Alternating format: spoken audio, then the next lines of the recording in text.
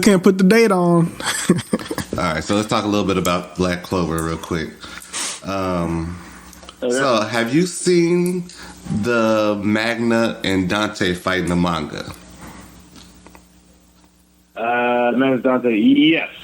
From the Dark Triad?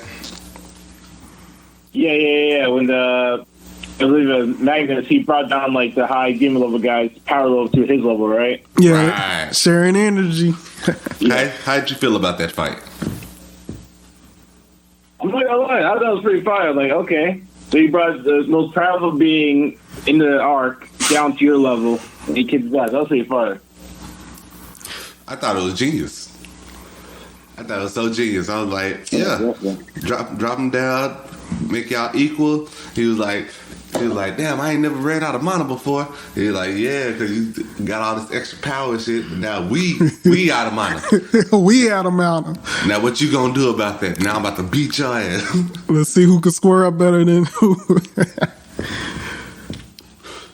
He said, I'm putting the whole team on my back. That part. Did you watch when they invaded the first Yami and Dante fight? Yami, Dante, and Asta fight? Did you watch that? Wait, was it animated? Yeah, it was animated. No, I didn't. I haven't seen it yet. Beautiful animation. Like the manga did not do it justice. Like I remember reading the manga and I was like, oh man, that's gonna be dope. And when it finally came, it was so much better.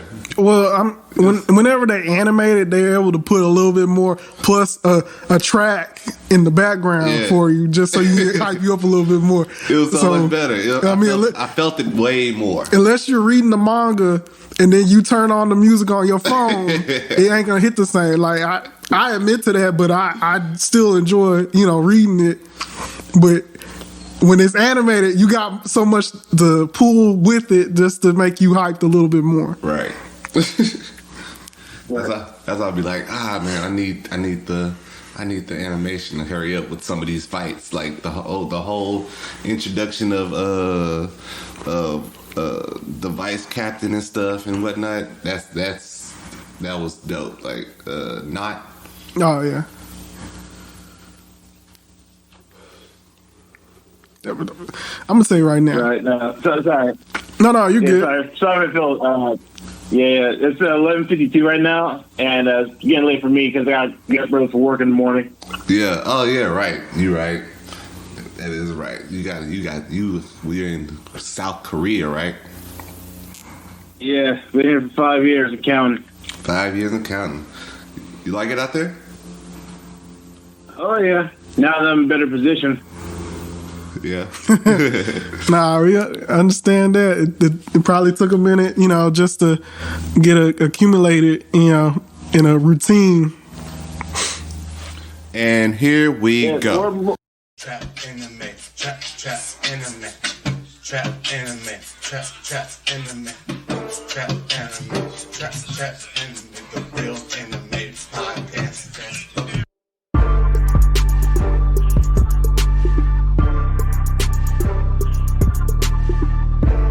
This is the Real Anime Podcast. This is the Real Anime Podcast. This is the Real Anime Podcast. We bring trap to anime. I am Strong Arm. I am Captain Kurt. And I am Token Day. This is the Trap Anime. This is Trap Anime. And this is Trap Anime.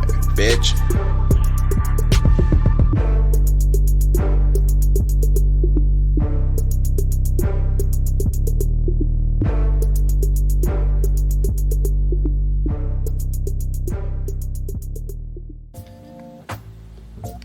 This episode is brought to you by D's Nuts. D's Nuts is a wonderful product. I use D's Nuts every day. If you need D's Nuts, call 1-800-D's Nuts. That's 1-800-D's Nuts. And they will ship it out to you free of charge. Just mention Trap Anime and they will include a free head ass. That's right, a free head ass. So call 1-800-D's Nuts and get yours today.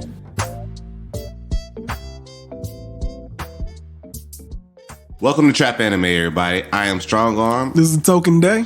And we are here with a very special guest today. We are here with Phil, the Blerd Explorer. Say hi to the guys. Yeah, what's good, everybody?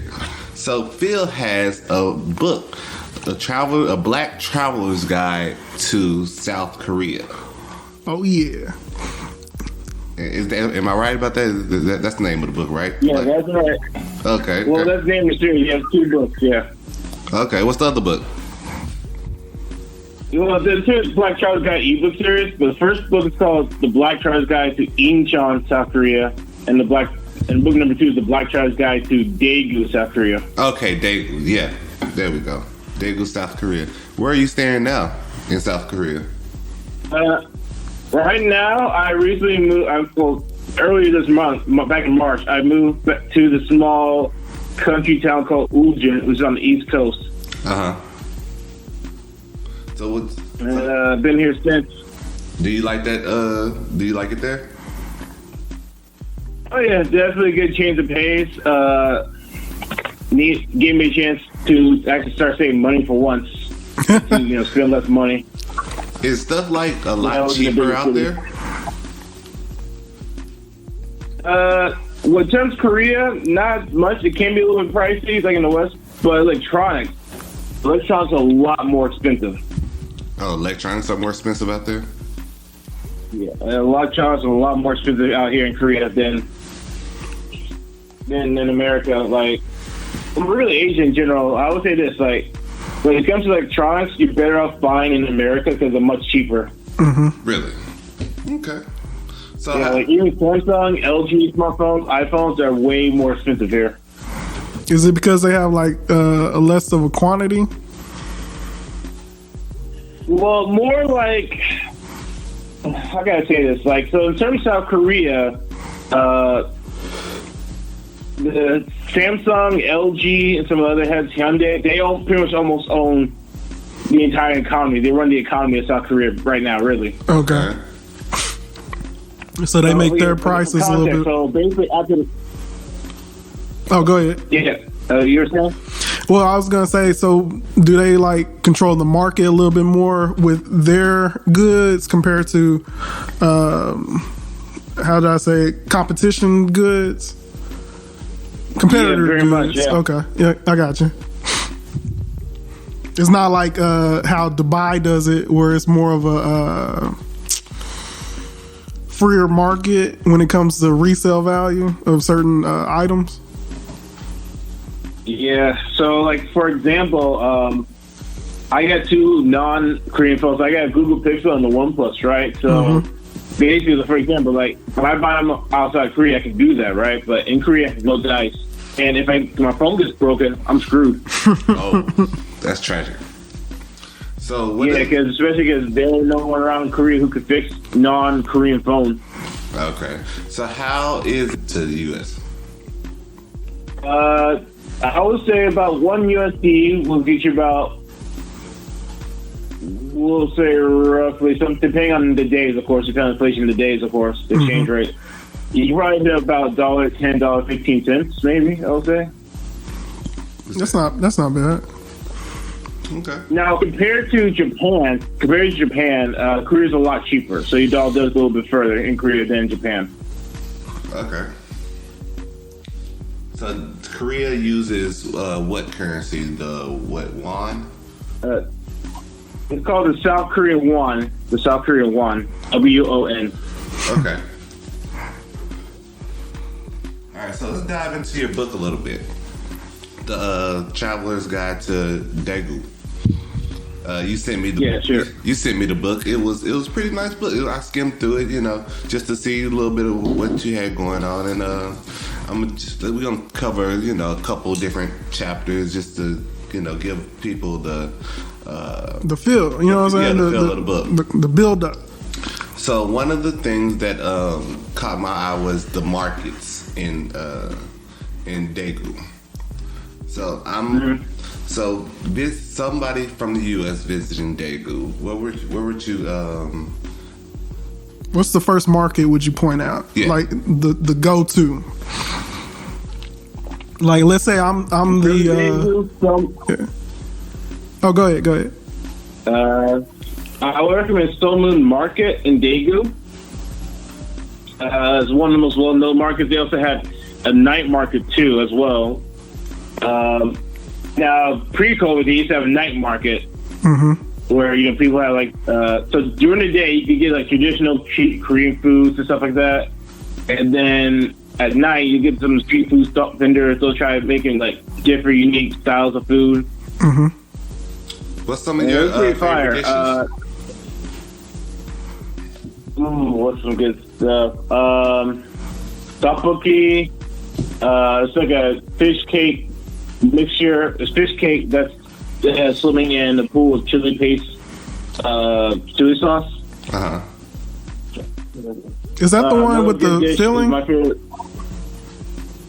Is that the one with the filling in it? No, okay. It's like you can get pictures. Like it's like this. You look like you're eating fish cake, marshmallows type things, rice cakes. Oh, okay. A sea of red sauce. Like you'll see if you look at any type of street food in Korea, like you'll find it. You'll see it. It's everywhere. All right. So I saw that they have a fried chicken festival, fried chicken and beer festival. Yep, I miss that festival so much. What, they took it down or? Yeah, because of COVID. Oh, COVID. So would that be considered one of the night festivals or? No, it's like a yearly summer festival. Oh, okay. So the Daegu Chimmick Festival, it's like I think it started back in 2014, I believe. And so it's like a week-long music festival with fried chicken from all the different vendors, fried chicken franchises. You get also some traditional Korean food, also some live music and some beers, Korean-style beers, of course. I'm about to say, I love me some fried chicken. I know that's probably the most stereotypical thing in the world. Dallas. So when we have our state fair, like they fry everything. Right. Snickers, Coke. I think I even saw fried cotton candy. Yeah, fried cotton candy tacos. All that. Fried cheesecake, fried Oreos, fried. Like, how you have a fried Coke? Yeah, fried Coke. Yeah, they boil it and then put the donuts in, and then they say, "All right, here you go." So they try to. Yeah, in terms of like fried chicken, I would say Koreans love fried chicken more than black people because literally wherever you go in the country, like you can find a fried chicken restaurant everywhere. Oh yeah. I love. Yeah, that's. See, I already know. That's where I'm probably gonna go. To South Korea if I have fried chicken. Okay. So what else is out there to do? Definitely, there's a lot of hiking because Korea is is a mountainous nation, like peninsula. The Korean Peninsula, there's hills and mountains everywhere. So hiking is is pretty much a common routine activity for people to do here. Yeah. Yeah, I was looking at the pictures in the book, and it was some very beautiful pictures of Korea, and I was like, man, that's a very beautiful landscape. I wish we really had like the spas, the steam spas with the natural, man. The natural geyser spas, the bathhouses. Yeah, the bathhouses and everything. Do they have those out there? What? The bathhouses. Oh, yeah, excuse me. I forgot the name of the title. But yeah, they do technically have bathhouses. So how are they? You been to them? Yeah. No. They're called the Jimabong, I believe it's called. I don't go to them. I've never been to them because, look, I already get scared enough as it is. I don't need people looking at my junk. All right. Nah, we understand. Yeah. All right. So tell me some. So what made you move to Korea? Honestly, it was winter 2015. Last semester of college, couldn't find a job, and then one day I saw an ad about teaching English in South Korea. So I looked through it, and I said, okay, let's go ahead and do it. And what pushed me to do it was, I was 25 at the time. I turned 25 in 2016. I was working 2 terrible retail jobs post college. And I'm like, I was in my parents' house, so I was like, I need a job. I need to get out of my parents' house. I got to go. Nah. So at this point, would you say you're pretty fluent in Korean? No. Not at all. So you can pretty much get around I'll put it without like this. knowing Korean? Yeah, you can get around. I'll learn Korean, whether you're a tourist or working here in Korea. I can say it like this: it's easy to learn how to read Korean, but it's difficult to learn how to speak it. Really? Well, Yeah. I mean, matching. I mean, at the end of I the mean, day. I guess, yeah. right? Yeah, you see that sign, you know, that says chicken, like, I guess. Versus, how would you say chicken in Korean? You say- Chicken, but yeah. Yeah, sorry. So it is possible to learn Korean, but the problem is they use different alphabet sounds compared to like the Romantic languages. So for English speakers like us, right, it's easiest for us to learn how to speak like Spanish, French, or German, right? Mm-hmm. When it comes to like the Asian languages, it's very difficult. Right. It can be done, but it's taking a lot of time of practicing. So do you like teach English then? Or what do you teach? Yes, English as a second language. Oh, okay. Elementary school. Elementary school. What are the hours like in the class? Typically, so I usually show up, let me start with this. Classes start around 9 o'clock, from 9 to 3, I want to say. Mm-hmm. But for public school, now, in regards to public school teachers, we used to work from like, we'll say about 8:30 to 4 o'clock, 4:30. Whew. Okay. That's a insightful school day. Right. We be like, oh, here over here, we're like, look, man, once 2 something hits, man, we Wrapping it up. let's wrap it up. But I mean, our kids go in at like what though, 7:30? Yeah, 7:30. 7:38. Yeah, and then you out by 2:50, 3 o'clock. Yeah. Beyond I think the way. 3:30 at the latest. Yeah. Yeah. All right, so let's talk about eWorld. What is eWorld? Mm-hmm. Yeah, so Daegu has its own amusement park called eWorld. It's actually right across the street from Duty Park, where they have the Daegu Fried Chicken and Beer Festival. Okay. And what all do you really do? And you can ride rides. I think there's some shopping areas, a few restaurants here and there. There's a haunted house too. Ooh, is it like a year-long haunted house? And- Like it's always there? Yeah, Okay. yeah, it's always there. Oh, okay, yeah. Out here, like, nah, haunted houses after October, they shut that shit down. They Like, say Scream Fest and that's it. Yeah. that is it. Like, no more haunted houses. Like, you might, like, you can get it from October 1st to October 31st. Maybe November 2nd or 3rd. After that, they're like, nope, we're done. Yeah, so they have that. They also have a cable car to take you to the top of the amusement park. Because again, Daegu's on eWorld's on a hill, so you'd be doing a lot of walking up the hill. Really? So if you go there, make sure you got comfortable walking shoes. So for transportation, would you say it's better to get like a motorbike, or like for you yourself, or you just catch the bus everywhere, or you have your own personal car? You can have a car if you want to, but honestly, Korea has great public transportation. So you got the subway line, bus stops, and they have and if you want to get out of Daegu to go travel to other cities, they have their intercity bus terminal, which is like basically their Korean version of the Greyhound. Mm-hmm. So it's possible to get around throughout the country. That's what's up. How big of a city is Daegu?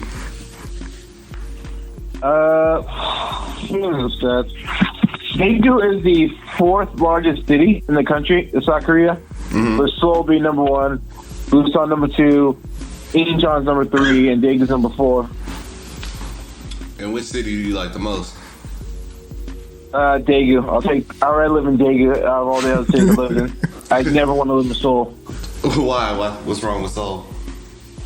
It's like New York or Seoul's something? whack. No, you can say something like that. It's really because, for one, everyone's trying to live in Seoul. Like, every expat, everyone wants to go try to live, work in Seoul. So there's no challenge to it for me. There's no thrill in that.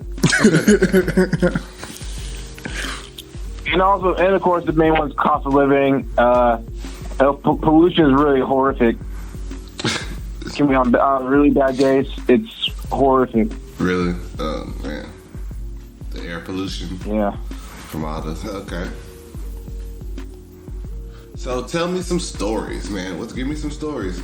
Some stories of being a black person in South Korea. What has your experiences been like out there? Like, first day off the plane, you step down. What was your first interaction and experience? Like, what happened? Because we already know, like, whenever you go overseas or something like that, you always have that first, intake. Like, all right, I'm here. Still, groggy from the trip. I got on the bus. This was back in May 2016, my first ride when I started to meet my first employer. Of course, I still can't believe it that I left the United States. I actually left to work in another country. I couldn't believe it. And also the fact that looks the same, like 95% of the time. People be like, "Oh man, you being racist?" No, everybody looks pretty much the same. It's like if you go to unfortunately, yes, Korea does have xenophobia issues against all foreigners, but especially amplified during COVID. But it's really due to, of course, lack of exposure, ignorance, and lack of desire to want to, I guess,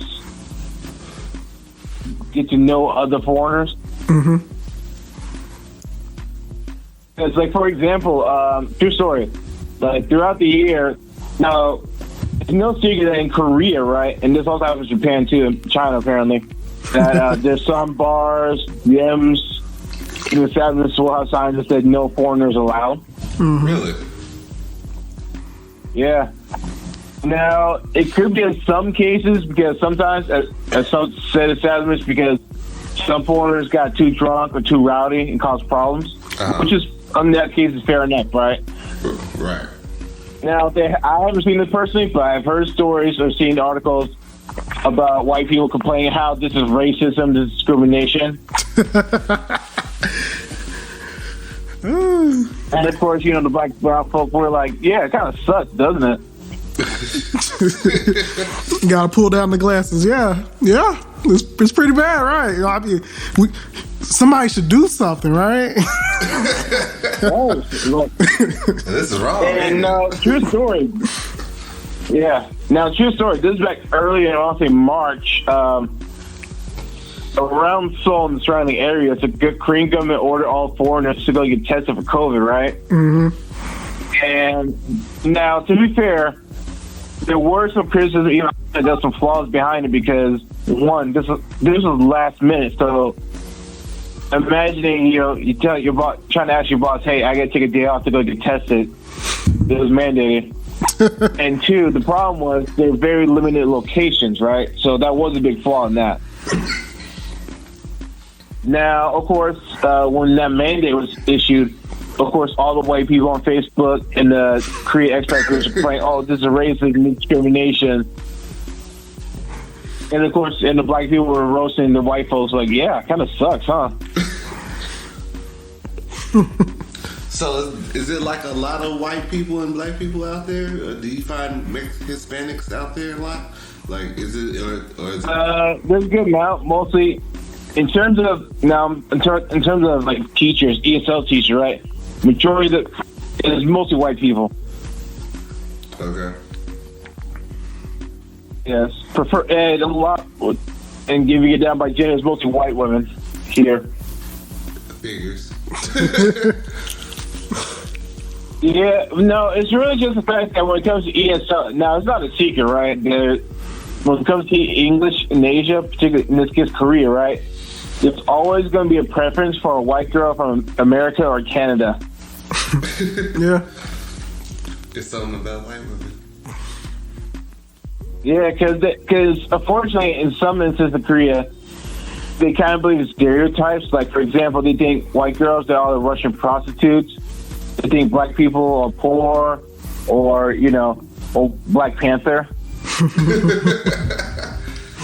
Yeah, so. Like they're either the kingdoms of Mundo or there's some poor crackhead. Either one. You take a pick. Yeah. Just throw a rock in the crowd and see what you get. So would you say racism is like really heavy in Korea? I mean, don't get me wrong, there's discriminatory moments here in Korea. But at the same time, it's like, one, I look at it just like this. Like, one, I'm never going to be accepted into Korea. Like, I'm a foreigner. So I learned to accept, like, okay, whatever. I'll move on. I'm here to make money. Mm-hmm. So now, there's some foreigners who come to Korea thinking, like, oh, I'll be immersed in culture. I can speak the language. It was like, yeah, they complain that they're not accepted. It was like, yeah, you're a foreigner. You're not Korean. You'll never be accepted. Still a foreigner. Yeah. It's like, listen, the way it's like this, like, especially for certain countries, like, especially in Asia, right, East Asia particularly, right, they're very conservative. So anyone who's doesn't look like the people, like the culture, who looks different, you're going to get looked at crazy. Like, you're not considered one of us, Right. Even if you speak the language, even if you understand the history, the culture, the norms, you're still considered an outsider. Yeah. Now I was wondering. So just easy. Wondering, can they tell the difference between themselves? Can like a Korean tell the difference between a Chinese person and a Japanese person and a Filipino and most stuff? likely, definitely. Yeah, they used to it. You know what I'm saying? Yeah. It's just like us. I don't know. You look the same. Yeah, they can. No. They can. Yeah, they know. Now, fortunately, in Korea, they do have their own major discriminatory problem against their own people, and unfortunately, because they have a very, very strong. It's gotten better, but it's still very anti-LGBT. Anti-LGBT? Like Korean, like. Now, it's not that you're going to be arrested, thrown in jail, but it's like you can get fired if you're found out to be gay. Wow. Yeah.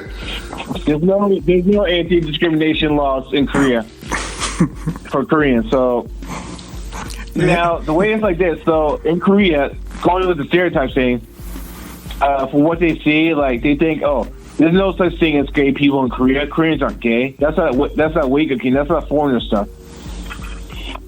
Wow. Okay. Yeah. So now, foreigners who are LGBT, you can get fired, but it kind of depends on who you work for, your employer. Some might be cool with it because, again, it's seen as that foreigner thing that foreigners do that are gay. Whereas Koreans, there are a lot of people who are in the closet, who have families, who end up marrying cis partners, having kids. When I'm pretty sure they didn't want to do it, but because Korea pressure society is like, it's not a great place to be gay if you're Korean in Korea. Wow. Okay, that's interesting. So where do the gay people go? They go to North Korea? Yes. No, they ain't staying. They got their own little district. Yeah, they do in Itaewon actually. They have a place called Homo Hill. Homo Hill. Yeah, Wow. Itaewon, Really? Yeah. It's literally called Yeah, that's Homo the actual Hill. spot where the LGBT bar Wow. in Seoul. Yeah, in Itaewon called Homo Hill. In Seoul. Wow. That is Yep. intriguing.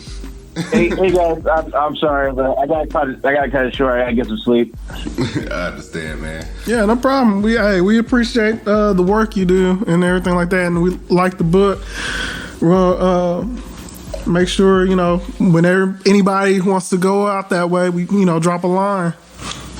Right. Yeah. So if you want to check out my books, The Black Child's Guide to Incheon, Incheon, and The Black Child's Guide to Daegu, Daegu, South Korea. You can find them on Amazon right now. If you want to see my adventures, hear my stories, follow me on TikTok and Instagram at the Blerd Explorer. Again, the Blerd Explorer on Instagram, TikTok. You can see my stories. I got a lot of travel stories that I get a chance to cover here on the podcast. Check them out when you get the chance. All right, man. All right. It was great to have you on. All right, guys. Don't forget to check us out at www.trapanimepodcast.com. There you can find the episodes, links to our Instagram, links to our Facebooks, or you can just find us at Trap Anime Podcast, also on YouTube. All right, man, and we are out of here. Have a good one. Yeah, have a good night now. All right, man. Good night, man. Thanks for being on. Appreciate you.